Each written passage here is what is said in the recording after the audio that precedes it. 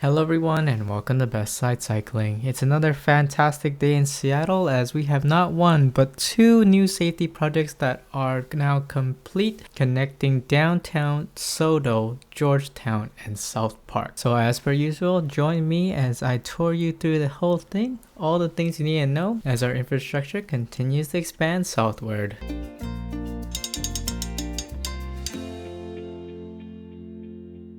We're going to be starting here at the Stadium Light Rail Station on the SODO Trail. And in terms of how to get here, there is going to be a further northern connection that's built to link the International District right to this area.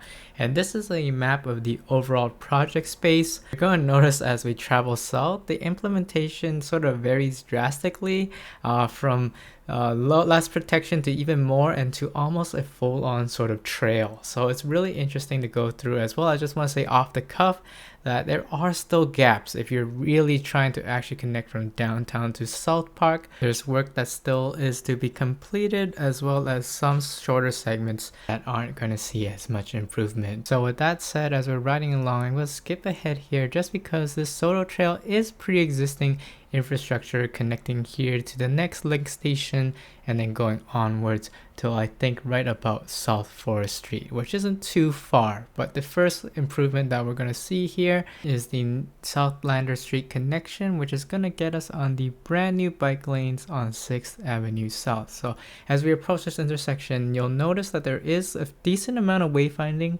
those bicycle markers on the ground, and that's actually what tipped me to turn this way. As we're going to be entering into a whole new sort of intersection and the first sight of some concrete barriers, which is really great. These are sort of the Toronto style ones, a little bit taller than the parking stops, and you enter this intersection where there are some dedicated bike signals and detectors on the ground. You'll notice that sign, it says bicycles right only, and honestly I was a little nervous in terms of how this is going to go because we are sort of on the wrong side of the street, and from my understanding there's no sort of advanced turn light for bike signals in particular. So we see the light go red there, the bike signal is going to turn green, and we're going to follow that paint towards the right. And first impressions is that this light is really short. You see at the top there, on an e-bike, I barely made it to the other side. So I really hope that in the future, these can be made longer. But the pro side is that it does do its job. We've made it here to 6th Avenue, and we have officially some protected bike lanes already we're seeing here. Also a ton of green paint, as there is many driveways and industrial buildings along this corridor that we're riding, and a mix of different protection types as we see here. As we notice with the thinner space next to the parking spaces, they use the parking stalls but still vertically delineated with those flex posts. And this just keeps going on for a while, and honestly my first impressions was that this is pretty pleasant. I mean, for riding in SODO, if you're trying to go to Costco, the 4th Ave, it's pretty crazy compared to this. And here's a picture of what it was like before. So it's still quite a decent improvement here. I mean, it's not the top protection in all these places, and there is, as I marked, just so much of these openings and railroad tracks that you do need to really pay mind when you cross. Always make sure you go at a perpendicular angle, but you can see here some efforts to round out those curbs and then sort of shorten the distance at some of those crossings and slow turning traffic down. But this is sort of how it goes for a good while. The bike lane width though, pretty good. I'd say that this is pretty more comfortable than the Beacon Hill ones I just reviewed and talked about not too long ago. Definitely enough for two bikes, one to get past. As up ahead is that big Spokane Street, a really well-known sort of on-ramp for cars to get to the I-90 and I-5, and we'll see how that goes with that intersection. But so far, these buffered bike lanes with some protection closer to the north have been overall pretty good, but I do see definitely the opportunities here, and I'm sure SDOT will eventually sort of strengthen these barriers that we have than just flex posts themselves. So here is as we approach this intersection is a little bit interesting, is that I stopped here all the way back at this white line, but there is room ahead, so this could have been cyclist error, user error, but I just sort of naturally just saw this big white line and decided to wait back here. But I think looking back at this footage, there was enough room up there to still be protected and still be able to see the light and all. But of course, always be mindful not to get right hooked, because this intersection is really wide and lets cars move pretty quickly to that right, so be mindful of that. But we're going to continue here. And fortunately, the protection sort of gets better. And I think that's going to be the trend as we head southward for whatever reason. But now we see concrete lobes here on the ground. So yeah, it's interesting how it's mixed. I feel like it's probably a balance between the space available and in terms of number of businesses and parking spaces nearby. But we have these actual concrete protection now, but still it's a super duper industrial area with huge lots, so a lot of these spaces are just dedicated to green paint, highlighting our existence. But yeah, I don't know more what else you can do. But we enter into this section with these really big buffered bike lanes with the same parking spots as before.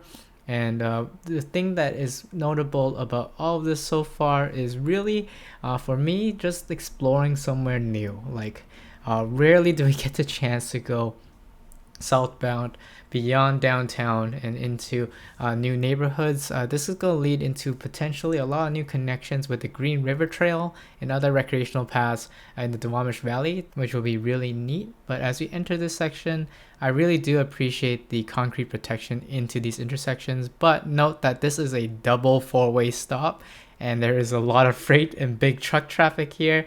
So even with the safety stop law, just be mindful in this space as we're about to approach probably one of the most perplexing parts of this corridor and design.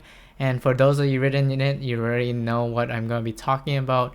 But up ahead, there's going to be a transition from one-way bike lanes to a two-way cycle track on the east side of the road. So we're in this dreaded sort of situation where it's an all-way stop, but we're on the right and have to cross over traffic. So yeah, this is another one where I'll be honest, maybe half the time no one knows who truly has the right of way, so just don't get hit by a car. But after that, you end up here on this cycle track, and yeah, I don't know why necessarily. I didn't design this, so don't get that feedback to me. I don't work for SDOT, but I do think the intention, yeah, was more or less that they knew they wanted a two-way path from the rest of here and on to Airport Way, which is admittedly now an improvement over what we just had before. Over what we were just riding, now we're just solid with these concrete barriers, and we can continue on our way. And obviously we have more than enough room here for cyclists to navigate through this corridor. So I wish I could tell you the exact reasons why that transition was needed, and I'm sure you can get those answers emailing in SDOT, but I presume their best intentions was, yeah, just to find a good way to convert us into a two-way cycle track.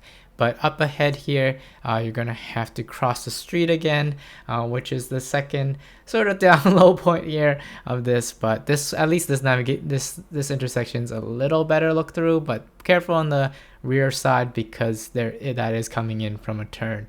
And we're going to be approaching Airport Way soon, and that was probably one of my highlights. But I mean, overall, I'm still very pleasantly surprised. I love the amount of paint, flex-posed concrete that's gone into all of this, especially for someone that has never ridden in this area before. Frankly, just didn't know how to even navigate this. It was just sort of like follow the one bike lane that existed, and the wayfinding was very helpful in that regard. So I didn't need to really set up a route to follow this. And then here, we're going to be getting really close to, I think, the business district of Georgetown, and this is probably one of the highlights of the whole route. This is on Airport Way, two-way cycle track, still the concrete barriers, and you're going to get over this bridge with sort of a fantastic view of just everything around you. And yeah, this is what I wish all of Seattle had, connecting into the upper and southern regions. This is what I like to see, as we have now also even a bus stop island. I don't know how heavy volume that bus stop is, but always be mindful of pedestrians there, as that one doesn't really have a space for them to stand beyond the actual biking surface itself. But now that we're here, I really want to point out that this used to be a 4-lane road. So now it's 3 lanes with a turning lane in the middle, and then this cycle track. So I really think that for this road, and probably a lot of ones, they are sort of overbuilt. So it's really great that we are moving space to make things safer for everyone. As you end up here, there's these Toronto barriers. There is the big view on the right and behind you of Seattle's skyline, which is really, really nice. And yeah, these Toronto barriers that unfortunately have already taken a hit. There was this Blue Sky post talking about how this truck just sort of ran them over. Luckily, no one was hurt at all, but I definitely think they offer some solid value in deterrent and protection. So yeah, this was definitely one of my favorite parts of this whole ride. And if you've been enjoying this video so far, don't forget to roll that like button and subscribe. I love covering Seattle infrastructure, and we have more coming. This is another huge project, but there's still the East Marginal Way and some other changes that are all just landing in the near time, so you don't want to miss it. And I have a membership too if you want to support what I do. Now we're landing right in the middle of Georgetown, where all the businesses, bars, and restaurants are. And almost ironically, this is where there is currently a gap, and I don't think there's anything out of this particular project that addresses these issues. So you have this bike lane that goes on for a while longer until you are given the cold Shero. So yeah, you just mix in with traffic. There quite possibly could be a better way to navigate this area than I did. I frankly didn't really know where I was going, so I was just following the most direct path towards the next project, which is the Georgetown to South Park. But it really shows and serves as a good juxtaposition as to all this new infrastructure that has been invested to what it was like before, which was generally just 4-lane roads, a Shero, and a good luck sort of thing. But ironically, this is also where I noticed that all the actual restaurants and businesses that cyclists probably would stop at are. So from my understanding, probably the bike lanes aren't so welcomed here yet by this area, so hopefully that changes in the future. But this just gives you a pretty good sense here, as yeah, we continue to cross more breweries and other things that have been recommended to stop at, and all we have is just this one open lane, and there is still bike markings and Sheros along the ground. But this is how we're going to navigate through it, as very soon we're going to turn and then connect onto the last pieces of infrastructure, the second project, which is to connect from more or less around here all the way to South Park via the bridge, so and sort of right where the bridge is. So now as we enter this part, we see my first signs of bike stuff again, as I come here and I notice a big new looking sidewalk, and again the bike wayfinding on the ground. So I think it's really underestimated how helpful those wayfindings can be, especially for someone that's new, to just sort of have a more or less assurance that they're going in the right path. So I'm a fan. Sometimes they might not be the most easy, or it's a bit confusing, but now we're entering into this section here, and it's great. This is really cool to see, as we are gonna get onto Ellis Avenue. You're gonna notice a few things, one of which is that big mural across from me, a ton of wayfinding, and then now basically a multi-user trail, and this goes for a huge part of the way onto towards East Marginal Way. And I was sort of blown away by this. Looking at what was here before, it was just an unmarked bike lane, and yeah, they've taken so much space and then added all this lighting above. this is pretty big improvement, and I wish this is like everywhere, because this is like almost sort of European type of level of space and availability for cyclists to go through. There's even some streetscaping here on the right, but yeah, this whole street just completely revamped, and it's neat. And this goes on for actually a decent while. And I forgot to mention that throughout this whole ride that we basically had zero elevation minus that bridge we crossed over. So I'd say overall this is pretty easy to ride. I am on a e-bike that you all haven't seen before. This is Priority Bicycle's new Skyline model that they've sent to me. I'm gonna have videos more on that later. And I should mention that SODO did have a big celebration on Sunday. Unfortunately, I wasn't able to make it, but yeah, all these openings really should be celebrated by the community, because it's really like having like a whole new path open to you that's safe and available. So it's really cool. And then speaking of celebrations, I am hosting my 10K subscriber ride this Saturday. We're meeting at 1:30 p.m. at the Drumheller Fountain at UW and doing a nice party pace ride over the 520 bridge to downtown Bellevue. So it'll be a nice chance to just hang out. We'll have giveaways. I love to see you there. And yeah, just it's all you that keep the viewership up on this channel, that just really keeps me making content. Otherwise, yeah, we wouldn't be here talking about this amazing bike infrastructure. But I really should point out at this point that here there's gonna be some sections that basically aren't done yet. Mainly there is planned a bike connection through the Flume properties, which is here to my left or east of me, and it's gonna be like an unleashed dog park, as well as that walking biking path here to the left. But that's not gonna be quite done or started yet until next year. So for now, they have this alternate route that goes straight.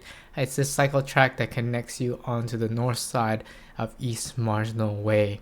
And then yeah, going on here, this is now a very, very big road, a road that I've never really biked on at all ever, except for coming back home from the airport. I think you might end up on this road if you're at SeaTac. This is not normally where you would think of where bikes should be, but now there is this big same thing that we saw in Ellis. This more or less this multi-user path. You see that wayfinding there, the bike sign pointed into that empty lot. That is part of where that connection will be when it's finally built between Boeing and I think there's like a motel or hotel over there.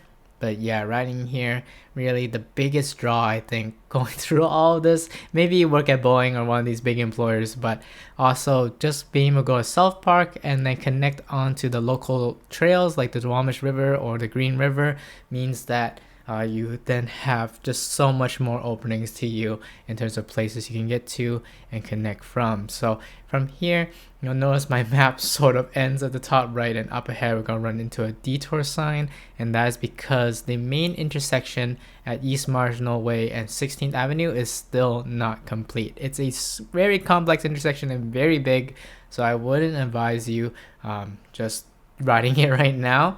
But when it's complete though, that will bring you on to the 16th Avenue bike lanes that brings you right to the bridge. And that basically concludes our tour, which has gone for quite a good while because there just is that many changes. So let me know in the comments below what you think of them. Would you be using them? What's your favorite part? And yeah, what would you connect to using these bike lanes? I'm really curious to hear your stories and all. So with that, that's all I had in this video. So I'll see you all in the next one.